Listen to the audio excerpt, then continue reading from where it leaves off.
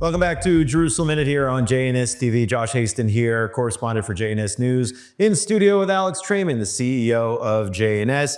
And once again this week, we're going to get right to it. 4 female IDF soldiers released from the dungeons, the hellhole of Gaza, being held by Hamas for over 470 days. Israelis rejoicing yesterday, Saturday evening, at the return of 4 female soldiers, Karina Ariev, Daniela Gilboa, Naama Levi, and Liri Albag, who are abducted from the Nahal Oz base. These are the surveillance officers being held by Hamas, who were kidnapped at the October 7th, during the October 7th invasion. Of course, Hamas using the opportunity for additional propaganda against the state of Israel. They had them up on stage for some sort of ceremony. You had a woman throwing confetti on these soldiers. Again, more Hamas propaganda, trying to play with our minds. It almost looked like they were up there receiving an award or getting an Olympic medal. They had the women speaking, these young women speaking in Arabic, thanking Hamas for the way they were treated, for the food they were given, as if they were on some sort of vacation resort, when in fact they were in the hells of Gaza. Alex.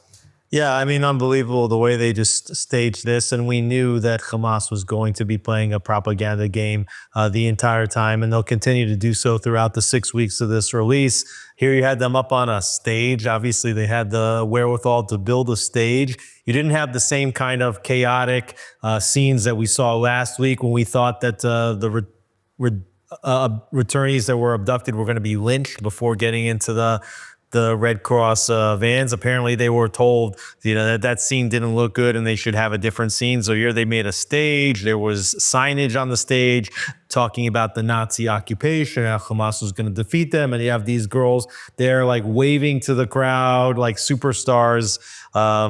It's disgusting. But this is unfortunately what Israel's had to reduce itself to in order to get the hostages back. And the steep price, of course, Israel paying for the return of those 4 girls. 200 hardened terrorists released in exchange for the 4 IDF soldiers, including 121 serving life sentences. 114 released to Judea and Samaria, 16 to Gaza, 70 deported to Egypt, total of 200 prisoners. There were celebrations throughout the PA-controlled areas of Judea and Samaria, and there were celebrations including the waving of Hamas flags, literally 7 minutes from where we're sitting now in parts of Jerusalem.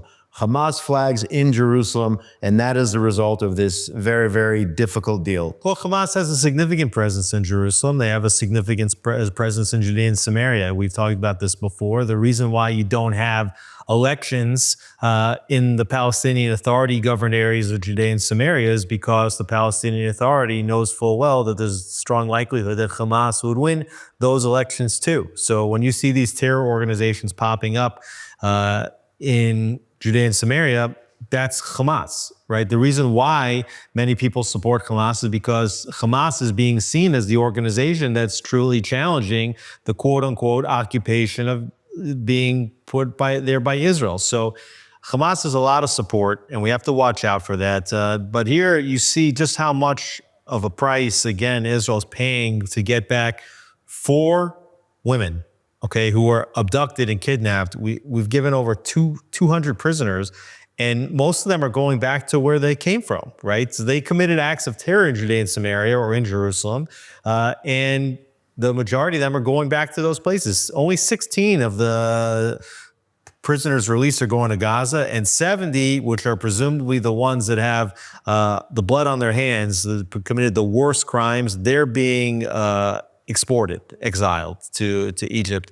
But here, 200 prisoners for 4 hostages. That's the price. Yeah, a very difficult deal. And, we were discussing this last week a little bit. Well, let's get more into it in terms of Israel making the deal and the ramifications of such a deal in which Israel is turning over 1,900 Arab terrorists, including several hundred hardened criminals who have murdered a countless number of Israelis. I saw the Palestinian Media Watch organization this week release the list of each individual terrorist and the horrible crimes they've committed against the people of Israel, just some of the worst evil known to man, and they are now going to be roaming the streets. Let's get into that. Yeah, I mean, this is why Hamas took these prisoners to begin with. This is what they said on day one of October 7th. They called this the Al-Aqsa flood. They did this because of what they call the Israeli occupation of Al-Aqsa, which is the Temple Mount. You see it over here, where Muslims control the mount. It's being run by the Jordanian Waqf. And Israelis do go up there in small numbers and even in more frequency are beginning to pray on the mountain, but it's a Muslim-controlled holy site. It was previously the site of the temple, but they say that we're infringing on their rights on the mountain, and also they did this for the security prisoners. And the reason why they took the hostages is to get the prisoners back. And so 15 months later, after a war, we're giving Hamas exactly what they wanted. Maybe there's an argument that you could have made that said, "Hey, on day one, let's release some prisoners and get the hostages back." Why did the hostages have to sit in captivity for over 470 days now, in order to just release these prisoners at the end? I mean, this is the big question. And meanwhile, we've gotten back 7 hostages, and Israelis are satisfied with getting these hostages returned. I mean, these beautiful women that are now back in Israeli hands. That's a big celebration for Israelis. Israelis would do that, and Israelis are willing to trade these prisoners, unfortunately, for the hostages. That's the price. Meanwhile, 7 healthy hostages, right? We were told that of the 33 that are going to be released over the 6-week period, that most of them are alive. Israel still has not received the list of which ones are definitively alive. So in week 1 and week 2, we've gotten back 7. They are living. We don't know if in the weeks to follow, we're going to be getting back living hostages, nor do we know what would be the health status of those hostages. These 4 girls that came back this week, thank God, relatively healthy. One thing we do know is Hamas has already violated terms of the ceasefire. 29-year-old Arbel Yehud remains captive in Gaza. She was supposed to be released per the terms of the deal yesterday, and she was not. And we're not exactly sure what happened there, why Hamas decided, I guess at the last minute, they weren't going to release her. They say today that she is in fact alive. She's well. She will be released in the future. But Israel says Hamas was in violation. And as per the agreement, according to Prime Minister Netanyahu, Israel has decided not to allow the passage of Gazans to the north of Gaza until the release of Arbel Yehud, who was supposed to be freed yesterday. So Hamas playing games once again. And the question is, what will Israel do? You know, we've said if Hamas violates the deal, all is fair game. Israel could respond accordingly. But right now, it looks like Israel is not letting Gazans go to the north. And that's as far as it's going to go at this point. Well, we've already said that the deal is not even worth the paper that it's printed on. The only thing that's worth anything is the delivery of the hostages back. Everybody knows Israel will live up to its part of the bargain if and only if Hamas releases the hostages that it took. Now, according to the deal, women and children and those that were injured or sick are supposed to be released before healthy soldiers. And here in week 2, in the second tranche of the delivery of hostages, they deliver 4 soldiers, leaving other civilians behind, including Arbel Yehud. And Israel waited. Even though it was a violation, Israel waited to say anything until the 4 hostages came back, because obviously that was the most important thing. Israel released the prisoners that it was supposed to release in exchange for the return of every one of the live bodies Israel got back. But then, like you said, Israel announcing that they would not allow the flow of Palestinian civilians to move to the places that had been vacated in the northern Gaza Strip. And this is one of the major things that Israel's supposed to allow the Gazans to do, is to return back to their places of residence, if they even exist. They haven't been there, for months. And Israel's already said that they won't allow them to do it until Hamas does release Arbel Yehud. So now you're starting to see that the deal, which is shaky to begin with, is now getting a little bit shakier. So Hamas plays with the terms of the agreement a little bit. They're testing. They want to see what Israel's going to do. So Israel has to be careful here. They're walking a tightrope. On the one hand, it's in their interest to get back the hostages. That's what they want. They want the hostages back. On the other hand, don't want to let Hamas get away with too much, But now they're taking a move which the international community could now heavily criticize Israel, right? They could say, hey, they said in week 2 that they're going to release back 4 hostages. They released 4 hostages, right? Okay, it's not exactly the one that you wanted, but it's 4 women. What's the big deal? But now you're taking basically a material breach by saying, no, you're not allowing the Palestinians to move up to the north. So now the ball gets thrown back into Hamas's court. We have to see what Hamas does as a result of what Israel did. And this is how this whole thing can fall to pieces. If it does fall to pieces, that would improve the chances that the war continues. On the other hand, that decreases the chances that additional hostages will be returned. At the same time, we now have officially President Trump in the White House after last Monday's inauguration.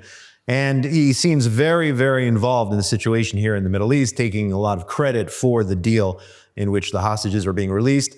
He also this week floated an idea about relocation for the Gazans, whether it seems like temporarily. Last week we mentioned perhaps Indonesia. We could talk about Indonesia as well.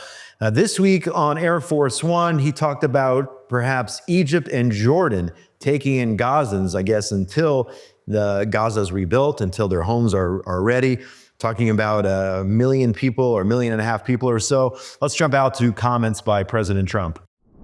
I'm talking to General Sisi tomorrow, sometime like that. And I'd like Egypt to take people, and I'd like Jordan to take people. You're talking about probably 1.5 million people, and we just clean out that whole thing. It's it's over the centuries that's had many, many conflicts that side. And I don't know. It's something has to happen, but it's literally a demolition site right now. Almost everything's demolished. That people are dying there. So I'd rather get involved with some of the Arab nations and build housing in a different location where they can maybe live in peace. Temporarily, it could be either. It could be temporarily, it could be long-term. So again, there you have the President of the United States. His idea is to temporarily relocate Gazans outside of Gaza. Egypt, perhaps you'd like them to step up. Jordan, we mentioned Indonesia. I mean, what is the thinking here, do you think, behind what President Trump said? Well, first of all, he said it could be temporary or long-term. So there's a bit of an ambiguity here. And even if you do say that people can leave temporarily, the situation in Gaza is so bleak right now. Some of the areas haven't been really destroyed that much, but much of the Gaza Strip has been obliterated. And it's going to take years and years and years and years to rebuild Gaza to what it was. I mean, obviously, if they rebuild it, you'd hope that they would rebuild it better than it was.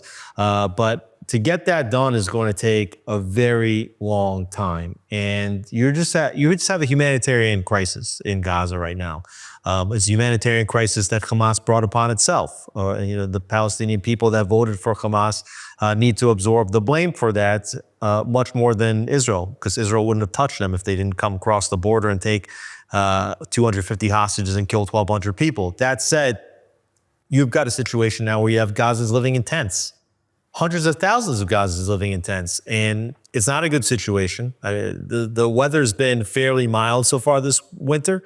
I've got a feeling that in the next several weeks, Israel's going to get some of the rain that it's due during the winter rainy season. It only rains in Israel in the winter, and there's likely to be a lot of rain over the next 2 months, let's say. And it's going to make a very bad situation for Gazans that are living there in tents. And we've said from the beginning, the number one thing that should happen here is that the gates should be open. And those Gazans that don't want to be part of the experiment called Gaza anymore should be afforded the opportunity to leave. The fact that they've been trapped in there is a violation of their own human rights, okay? In the Russia-Ukraine war, the first thing that happened, Ukrainians start running for the borders. Everybody asks, who's taking Ukrainian refugees? Even Israel took 35,000 or so refugees. Meanwhile, not one refugee has been afforded the opportunity to leave Gaza if they so choose, unless a few in the beginning of the war were able to bribe their way across the border before Israel formally closed it. It cost something like $10,000 or more to get out of Gaza, which most Gazans just simply don't have it. So they're stuck.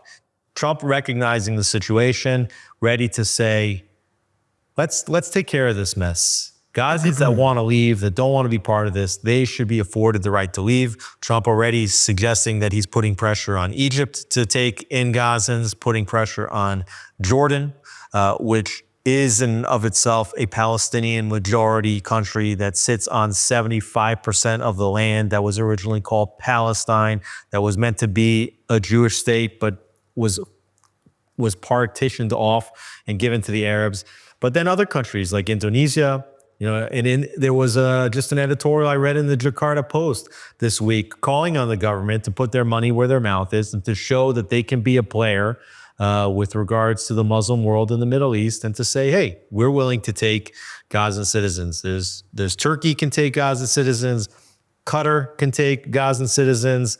I think potentially Yemen should be forced to take some Gazans for they've been fighting for the Palestinians for so long, and perhaps they should win a bunch of them.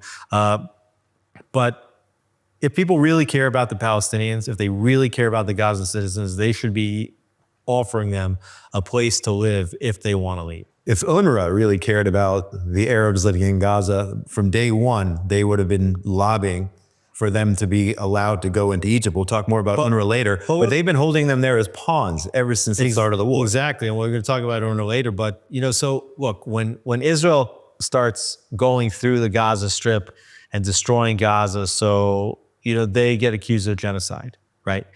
Now the genocide's over, presumably. We have a ceasefire, okay? So they can't accuse Israel anymore of genocide, especially when they look at the numbers and they recognize that there's more people alive today in 2025 in the Gaza Strip than there was in 2023 when the war started. And that's just a function of birth rates inside the Gaza Strip, but that's the truth. So you can't have more people alive today than there was when the war started and say that it was a genocide. But now, if Trump opens the gates and Gazans are going to be allowed to leave, so then you're going to get the accusations of ethnic cleansing. Yeah. They're going to say that this is what Israel wanted on day one, was the ethnic cleansing of Gaza. So it doesn't matter what you do, okay? Whatever Israel does, it's wrong. And if Israel stays in and let's say no Gazans get to leave, so there's no ethnic cleansing, but then Israel stays in to govern, so that's occupation, that's apartheid. If you kill a Gazan, that's a genocide. If you let them leave, that's an ethnic cleansing. It's a lose, lose, lose, lose situation in terms of the propaganda war for Israel. And speaking of propaganda, again, we saw the images of Hamas trying to show that they are in control in Gaza, trying to show that they're powerful. And the question is, what is the status of Hamas in Gaza? Back about a month ago or so, we talked about comments made by Secretary of State at the time, Antony Blinken, saying that the United States believes that Hamas has recruited almost as many fighters as it had lost in the war. And now you have a new report by Reuters claiming from two congressional sources, they didn't cite who they are, saying that, in fact, the Hamas terrorist organization has recruited between 10,000 and 15,000 new members since the start of the war. So do you think that this is an accurate assessment by these unknown congressional sources, or do we need to take this with a grain of salt? I mean, I don't know how they had the ability in the midst of a war to recruit 10,000, 15,000 new members as Israel was bombarding them night and day, taking out all these key terrorists. Well, what do you make of this report? You've got a little bit of both, right? Yes, Hamas has certainly been recruiting people to its ranks since the war started, and certainly in the last many weeks when Israel's operations had been drawn down. Even if you didn't have a ceasefire until about 2 weeks ago, you did still have a situation where you had many less troops inside the Gaza Strip as you had at earlier portions of the war. So Hamas has been able to recruit additional members to its ranks, but that doesn't mean that that's a fighting force. Like, they could become a fighting force, but you had well-trained battalions running around Gaza attacking IDF troops. They were well-armed. Now you've got other people that are just saying, hey, I've got nothing to lose over here. I've lost everything. I might as well continue to stand with Hamas and fight this occupation, fight Israel. So people are joining, but it doesn't mean that it's an organized and trained fighting force the way it was before. And I think it is important to double back a little bit and to recognize why Israel would enter into this deal to begin with, especially when the initial goals of the war, as described by Netanyahu, was total victory. They talked about removing Hamas as a military force. And here you see Hamas is already trying to rebuild itself as a military force and removing Hamas as the political force in Gaza. You've already had the Trump administration saying that there's no way that Gaza is going to be ruled by Hamas in the aftermath of this, but we still haven't seen what the day after looks like. Okay, we were starting to hear discussion about the UAE, about the Saudis and others maybe coming in and governing Gaza. You might start to hear more about the IDF realizing, recognizing, and projecting that they're the only ones that can run Gaza for the time being. But why would Israel enter into this deal? Obviously, they want the hostages back. The feeling inside Netanyahu's administration, his office, is that if they didn't enter into this deal, they wouldn't have the opportunity to get back these hostages at any time in the near term. And obviously, that's been a major domestic agenda item for Netanyahu, and he's got several, and he thought that maybe if we can get back the hostages, that just takes off one of the major items that he has to deal with. He's also dealing with judicial reform. He's also dealing with ultra-Orthodox going into the military. If he can get one of these big issues off of his plate, then he can start to deal with some of the others. They also felt that if they didn't enter into this deal, there's no guarantee that the flow of weapons from the United States would restart. They knew that Trump administration had promised to restart weapons. Trump wanted something in return. He wanted a deal announced before he was inaugurated. Israel felt, let's give them a deal. Let's get some hostages back so we can get the weapons that Israel needs starting to move. Also, you saw sanctions put on the ICC, the International Criminal Court, sanctions that were removed by the Biden administration. So they wanted these put back on, the Trump administration, to put these sanctions on the ICC in their first term. And they felt that if they didn't go to this hostage deal, perhaps that the ICC sanctions would be delayed. And then ultimately, we know that Israel cares most about dealing with Iran. And they felt that if they would show difficulty in working with Trump already from the outset, that would lower the percentage chances that they would have to deal with what they consider to be the root of the entire threat in the Middle East, the head of this terror octopus, which is Iran. At the same time, I think we talked about it, sanctions also removed from the residents of Judea and Samaria on day one from the Trump administration. Also, over the past week, the Houthis officially designated as an international terrorist organization by the Trump administration. Also, this just happened the other day, I think Friday or yesterday, the Trump White House instructing the Pentagon that they should release the 2,000-pound bombs which were said to be turned over to Israel. There was that hold on that weaponry by the Biden administration, according to Israeli officials who told the Axios news organization there. So for months and months, we discussed how the Biden administration put a hold on these bombs. They told Israel, don't go into Rafah. We're not going to give you these bombs in order to carry out strikes there. And now here, just within a week of Trump taking over, those bombs are expected any day now to be delivered to the state of Israel, the essential bombs that we needed, not only for Gaza, but the situation in north with Lebanon as well. We needed those bombs. So here's the quandary that Netanyahu was really in, and we're coming up on the end of this ceasefire, 60-day ceasefire in Lebanon. We'll talk about that in a minute. We're now on a ceasefire with Gaza. And what you see Netanyahu has done is to put a pause or a major slowdown on the war efforts and to sort of coast along.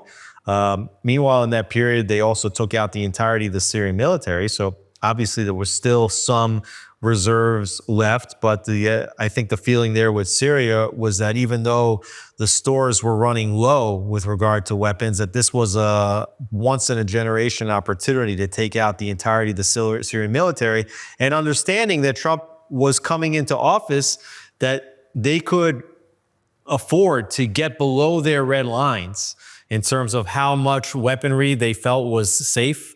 But now they have further depleted the weapons stores. And so what Netanyahu did by going to the ceasefire in Lebanon, going to the ceasefire in Gaza, was to give the IDF soldiers a break, hold on to the weapons that you have, and then wait until the weapons start to flow again. Now, the flip side of that is that once you've declared the ceasefires in Lebanon and Gaza, you have a much more difficult time restarting the war. So this is the gamble that Netanyahu has made.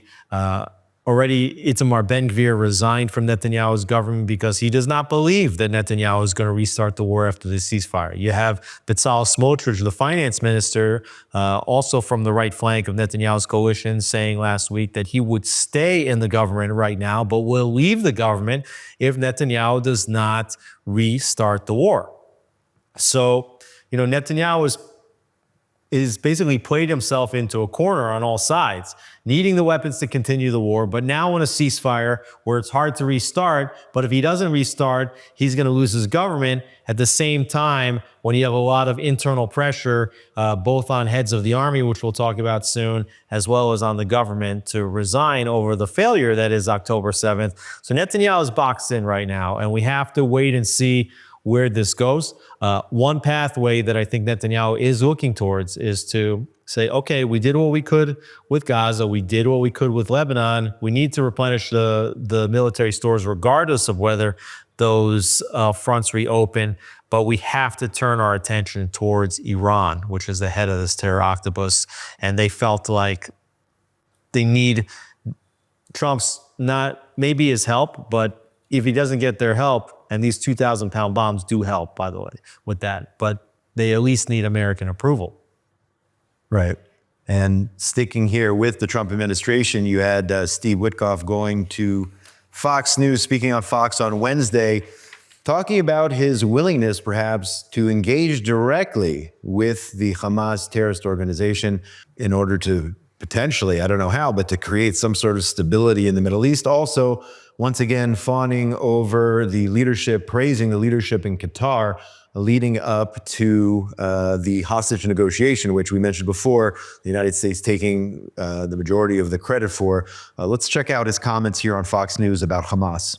I wanted to ask you about Hamas. Apparently, they told the New York Times, we are prepared for a dialogue with America and achieving understandings on everything. How do you see that?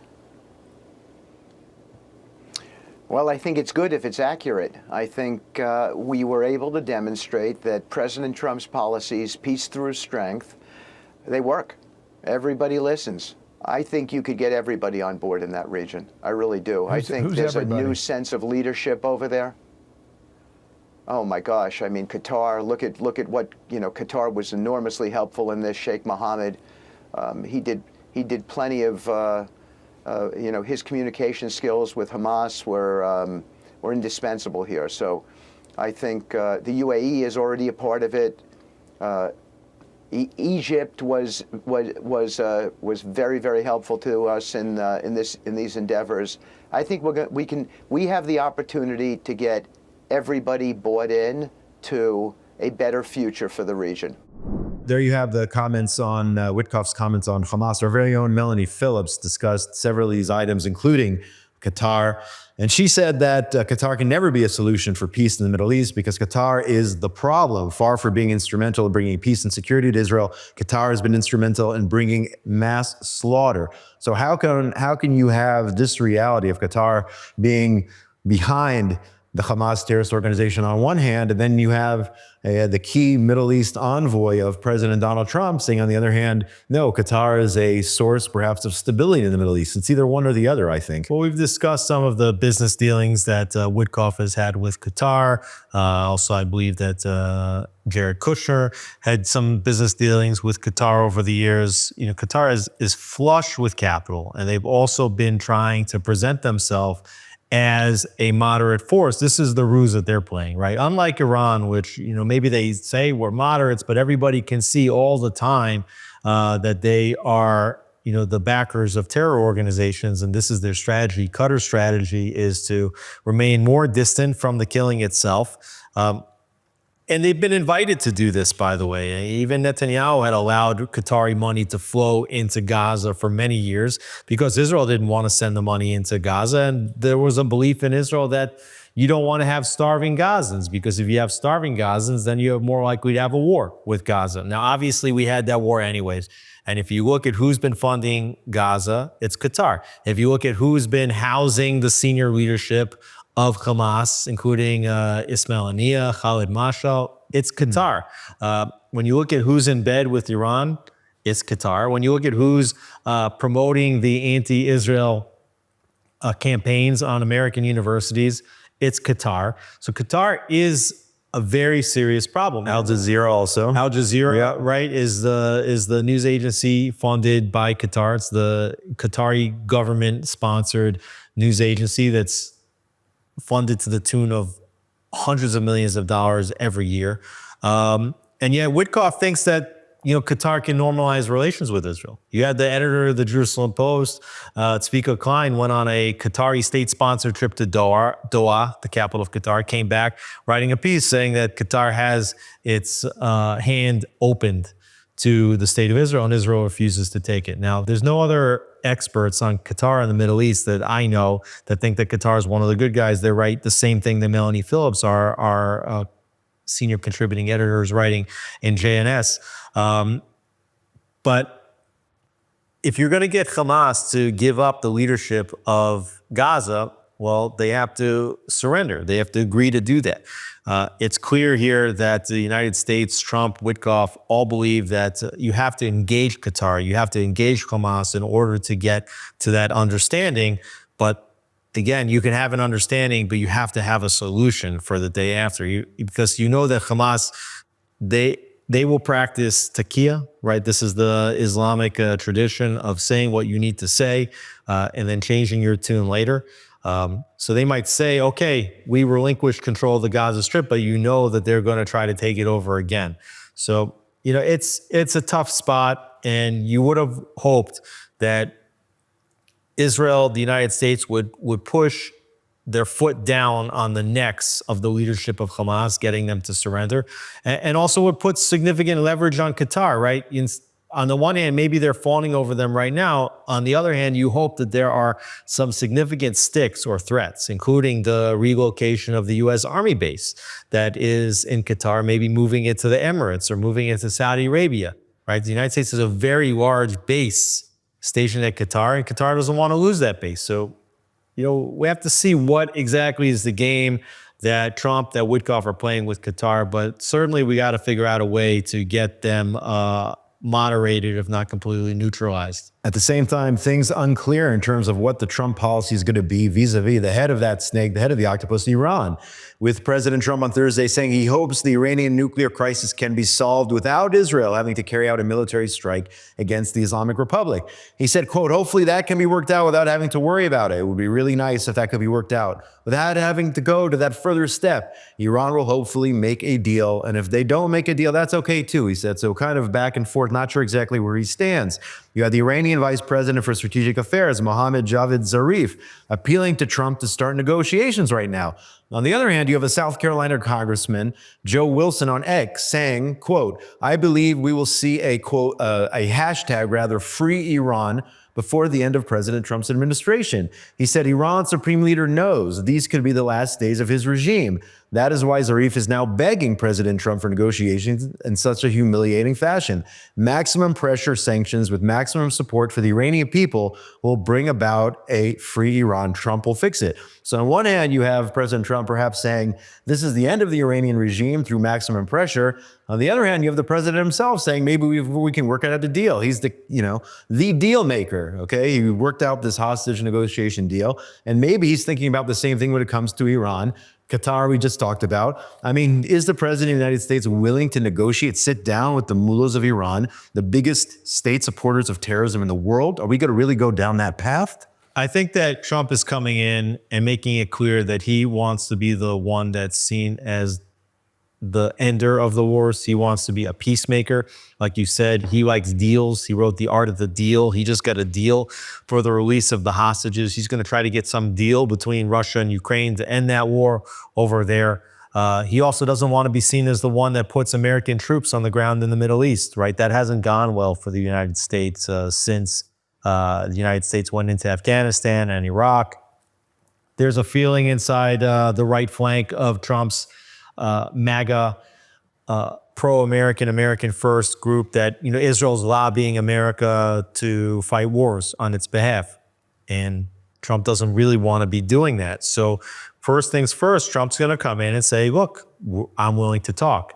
I mean, Trump is saying very clearly that he's not okay with Iran becoming a nuclear power. I mean, he said it over and over again that that country cannot get nuclear weapons. He said also that if they get a nuclear weapon, all the other countries around the region are going to start to get nuclear weapons and the whole situation is going to be bad. He doesn't want them to cross the nuclear threshold.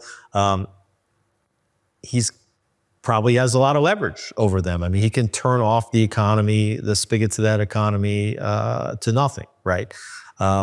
So perhaps they would dismantle their own program. If Trump's going to carry out some kind of attack, if Trump's going to give a green light to Israel to carry out some of the attack, we're seeing now that perhaps he's going to want to engage in some level of diplomacy before giving that green light, which is maybe not what Netanyahu wants and maybe not what Israel expects. Israel might have expected day one, green light, go do it fast, get it over with, and let's clean this war up as fast as possible. Now we're seeing that Trump is in charge. He wants the deal. This is the art of the deal, and maybe he'll try to somehow thread the needle and get this done without a military attack. And this is part of this corner that Netanyahu has boxed himself into, and we have to see how Netanyahu plays his way strategically out of this box, and if Iran's nuclear program does get completely neutralized or destroyed. Turning our attention now to Lebanon, today is January 27th. This is the 60-day deadline, which was agreed upon between Israel and Hezbollah via the United States, the 60-day ceasefire. So technically, the ceasefire would end. However, Israel would like to extend that ceasefire longer. Israel would like to keep troops on the ground. And the rationalization here is that the Lebanese army was supposed to move into southern Lebanon and take control of the area from Hezbollah.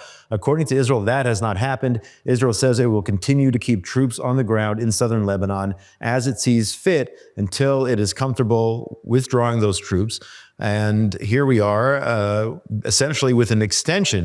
It looks like we're headed towards an extension of that ceasefire. I don't know if it's for another 30 days or whatnot, but we are at a crossroads here. We've had threats from Hezbollah saying if Israel doesn't get out, they will continue once again to launch rockets at the state of Israel. From what I know, here on Sunday, things are still quiet on the northern front. It remains to be seen. But that could change at the drop of the hat, especially with a terrorist organization like Hezbollah.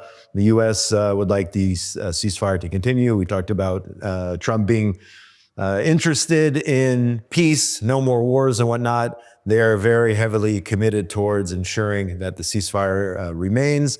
But it does at this point look like Israel will keep troops on the ground in southern Lebanon, at least for the near future. Well, this isn't really a new announcement. We even heard in the final weeks of the Biden administration, I believe it was General Jeffers, who said that Israel had already suggested that it was likely to stay in southern Lebanon for additional 30 days at least. And that's because Hezbollah still exists in southern Lebanon.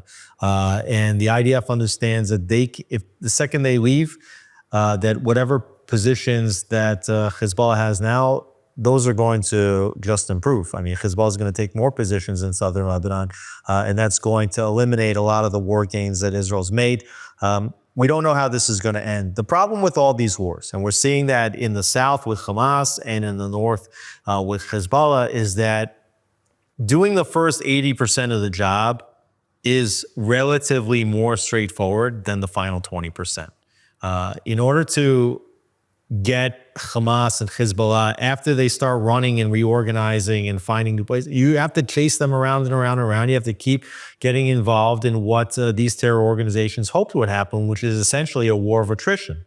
And this is a war that Israel doesn't want to be in. So what Netanyahu has done is the hard part of the war. He did the easy part, right? The first part with the 80%. 80% is kind of like 50% in terms of how much time it takes to get it done. You can do 80% of the damage in 50% of the time. The last 20% of the damage takes a long time to do. Israel doesn't want to get caught up long term. So now you've still got the situation where we don't know if Israel's going to maintain, let's say, 5 positions. It's been, as has been discussed, in Southern Lebanon, to make sure that Hamas does not, that Hezbollah does not retake over the entirety of Southern Lebanon. Israel did a tremendous job in clearing out much of Southern Lebanon from Hezbollah. They don't want Hezbollah to take back those positions. Also in the news here, and I think this is huge, the UN Relief and Works Agency, UNWRA is Hamas, by the way, folks. UNWRA has been notified via the UN that it must evacuate its personnel from Jerusalem no later than January the 30th, as Knesset legislation banned the agency's operations within the Jewish state. This will take effect this Thursday. Again, UNWRA, who have been holding Arab Muslims as pawns on the front lines against the state of Israel for the last 75, 76 years. This is a move that I think Israel should have taken years and years ago. These people are not out to provide humanitarian aid. They're not out to look. They don't look for they're not looking for the interests of Arabs, of Muslims, as they claim they are. They are holding them there as they have. They haven't resettled. I don't think they've resettled one refugee or the descendant of one refugee over the last 75 years. Well, holding them there as pawns, and Israel finally cracking down. And we are throwing them out of Jerusalem. By the way, these clowns in downtown Jerusalem, by the way, this is just a side point. They think they can park anywhere. They think they basically own Jerusalem. They think they can do whatever they want and just, party it up in Tel Aviv, party up in Jerusalem.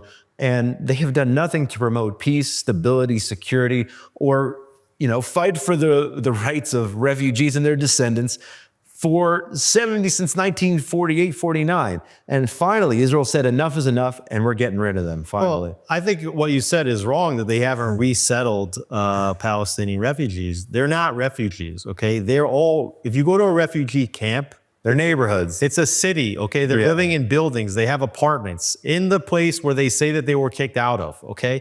They have homes. They have nice homes, okay? But they maintain the distinction of those locations as refugee camps. So even though they're resettled, what they refuse to do is to end the refugee status of the Palestinians, to perpetuate the crisis of refugees in Israel with Palestinians. And not only that, when they should have removed the refugee status from Palestinians, what they've done is they've conferred the status of refugees onto second, third, and now fourth generations. You have great-grandchildren of quote-unquote Palestinian refugees that UNRWA still considers to be refugees. Again, even though they have apartments, their parents have apartments, their grandparents have apartments, their great-grandparents have apartments. And this is unprecedented. This doesn't exist in any other so-called refugee crisis in the world, only here. There's no other refugee crisis in the world that has its own UN agency, okay? The Palestinians are the only ethnic group in the world that has their own agency to perpetuate the refugee crisis, because in every other refugee crisis in the world, the goal of the UN agency is to end the refugee status, either through resettlement or moving them to someplace else or whatever it is. And not only do they perpetuate the status of refugee, but they operate the school systems. Higher education. In Jerusalem, in Judea and Samaria, in Gaza, and they are inciting generations of Palestinians to hate Israelis, okay? And it's documented over and over again. There's books about this, there's films about this. You can go on to Palestinian Media Watch. You can look at the good work of individuals like David Badin, who have over the years been tracking UNRWA, and just look these people up online, and you will see over and over videos of what children inside the UNRWA-sponsored schools are spewing out. And that's the reason why you will never have peace in the Middle East as long as organizations like UNRWA continue to run the schools and continue to incite to violence, okay? So Israel took the long overdue step of kicking them out now, from Jerusalem. They've got a beautiful, big facility near the Ammunition Hill, right? That's where their headquarters is in Jerusalem, right across from a major Israeli police station also. I don't know why it took so long, honestly, but hopefully this is a step in the right direction. One of the biggest, I would say, mafioso rackets in the history of humanity, honestly, UNRWA. And UNRWA is Hamas, by the way. Let's not forget they participated in the October 7th massacre. Their own members And, some of these hostages we just found out were being hid by Hamas in UN facilities. I have to say it over and over again, hashtag UNWRA is Hamas. I say it over and over again. UNWRA is the largest employer of Palestinians Yeah, of course. in Judea and Samaria and Gaza. Okay, so they are the bureaucracy that is part of the problem. You have the Palestinian Authority, you have UNRWA, you have Hamas. This is the web. These are all various parts of this network. Each one is just the flip side of the same coin. One last topic here. We're running out of time here. And this is also a major story here. IDF Chief of Staff Herzi Halevi sent in his resignation, along with Major General Yaron Finkelman, the head of the IDF Southern Command. In a statement, Herzi Halevi talking about taking responsibility loudly and clearly for the IDF's failure leading up to the October 7th massacre. So the IDF will have a new chief of staff. This is set to take effect, I believe, here in the next couple of months. In early March. Early March. So the head of the IDF stepping down. I don't know who is in line to take his job. Maybe you have some inside information about who's in line for that position. But here you have, slowly but surely, you're seeing people in key positions leading up to October 7th massacre taking responsibility for that failure. And here you have the IDF chief of staff set to step down. Yeah, right. And I think that the timing here is important. I think we knew that the heads of the military and the intelligence all had announced that they had intended to step down at a certain point when the war is over. And here, Herzi Halevi signaling that in his view, that he thinks that the major campaign of the war is over. Like if you were still in the middle of major operations, I don't think that Halevi would have announced his intention to step down. Right. He said he's going to step down in 6 weeks' time. That's going to be after this phase one of the hostage deal is complete. And maybe he's betting that Netanyahu is not going to restart military operations. At the same time, if Netanyahu does want to restart operations, it's clear that he doesn't want Halevi to be the chief of staff at that time because Halevi doesn't want there to be more operations. And you've seen a lot of tension between Netanyahu and the defense brass about how to conduct the war efforts. There's a feeling inside Israel that the upper echelons of the IDF don't know how or don't want to win.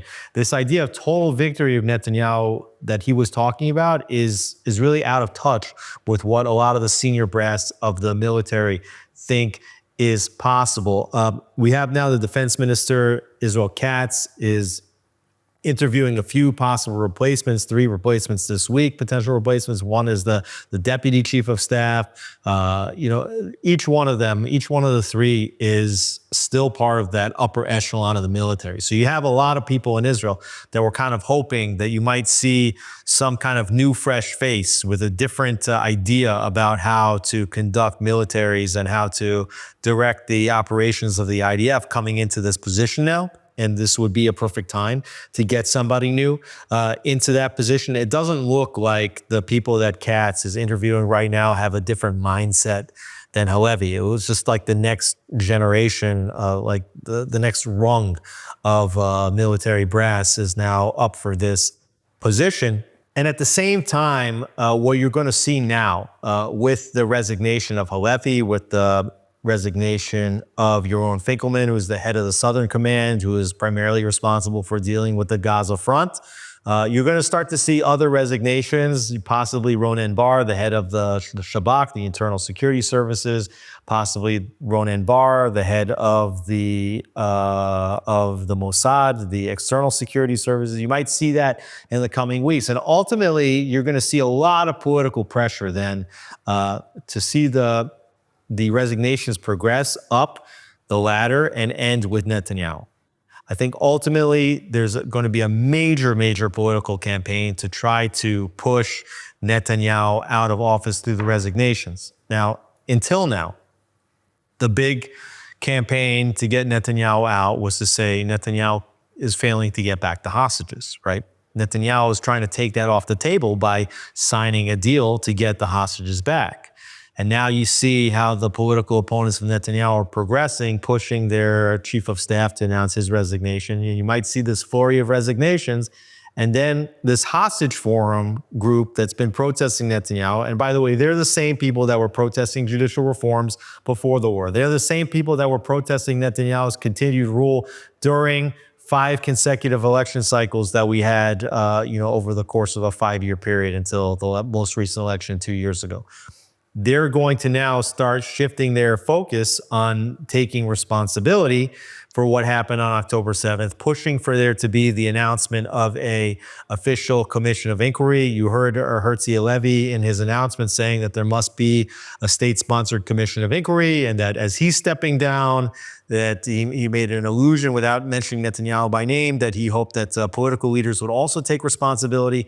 So soon you're going to start to see this hostage forum and all the opposition trying to use Halevi's resignation and other resignations as the pivot to ultimately get Netanyahu to step down. We'll certainly pay attention to these developments as they come up. But that is all the time we have for today. Josh Hasten here from Jerusalem, correspondent for JNS News, along with Alex Traiman, CEO of JNS. Another edition of Jerusalem Minute here from the beautiful JNS studios in the heart of Jerusalem. I want to send a shout out to Zach Sickerman, Avi Eisner, Ryan Lifshitz, and Yuri Svirtsky. All the people behind the scenes making the magic happen here. Make sure you log on to jns.org for all the latest breaking news from Israel and the Middle East. And of course, JNS TV for all of the amazing programming about everything going on in this part of the world. Continue to pray for the well-being of the brave IDF men and women who are protecting us 24/7. Have a great week, everybody. We'll see you next week on Jerusalem Minute. Shalom, shalom.